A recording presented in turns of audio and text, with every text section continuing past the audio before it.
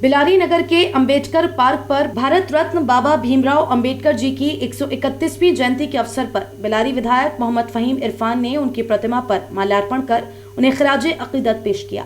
इस दौरान विधायक मोहम्मद फहीम इरफान ने बाबा साहब के जीवन पर प्रकाश डालते हुए कहा कि बाबा साहब ने भारतीय संविधान का निर्माण कर भारतीय महिलाओं, गरीब तबके के लोगों को समानता का अधिकार दिलाकर जीने की कला सिखाई थी। आगे कहा कि बाबा साहब ने सदैव ऊंच नीच, भेदभाव और छोटे बड़े का विरोध किया था। उन्होंने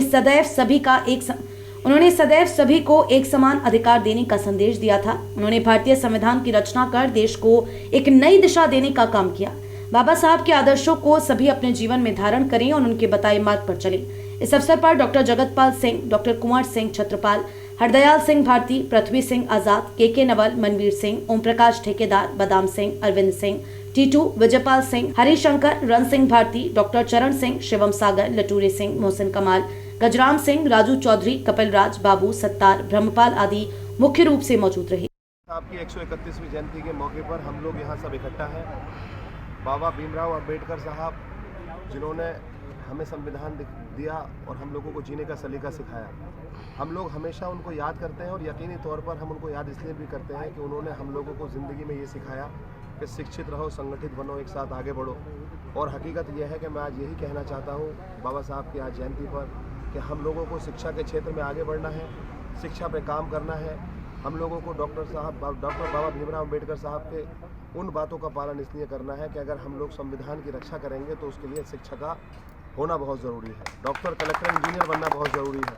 तो बस मैं यही कहना चाहता हूँ, मैं तो खादिम हूँ और मैं बहुत ज़्यादा एहतराम करता हूँ और खराज अकीदत पेश करता हूँ। मेरे वालिद मोहतरम भी और मैं भी हमेशा बाबा भीमराव अंबेडकर साहब को फॉलो करते रहे हैं और ये बताते रहे हैं कि बाबा साहब ने जिस तरीके से हम लोगों को जीने का तरीका सिखाया उसमें शिक्षा का योगदान होना बहुत ज़रूरी है। तो आज बस मैं यही मैसेज देना चाहता हूँ कि 2 साल के बाद कोरोना काल में हमारा नहीं 2 साल हो पाया था इस तरीके का कोई भी आयोजन, तो प्यारा मोहब्बत से हम सारे लोग एक साथ इकट्ठे होकर ये बहुत प्यारा प्रयास किया है। मैं उम्मीद करता हूँ कि इस बार बाबा साहब की जयंती पर हम लोग बाबा साहब को याद भी करेंगे और उनके उद्देश्यों को भी याद करेंगे, उनके सिद्धांतों को भी याद करेंगे, जो उन्होंने बताया उस पर चलने की पूरी कोशिश करेंगे।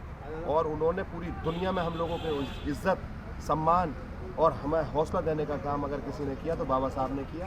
और हमारा मकसद भी सिर्फ ये है कि बाबा साहब के मिशन को आगे लेकर के चलें और जो उन्होंने सिखाया है, जो बताया है, उसको फॉलो करें। उन्होंने जो भी उपदेश हम लोगों को दिए हैं उसको पढ़ें और जो उन्होंने अपनी ज़िंदगी में कहा किया है वो सब किताबों में मौजूद है। जिसने भी बाबा साहब को पढ़ लिया, जिसने बाबा साहब को समझ लिया, जिसने बाबा साहब को महसूस कर लिया, उसे दुनिया में कोई भी आदमी फेल नहीं कर सकता। कामयाबी उसके हमेशा कदम चूमेगी। तो मैं बस यही कहकर अपनी बात को मुकम्मल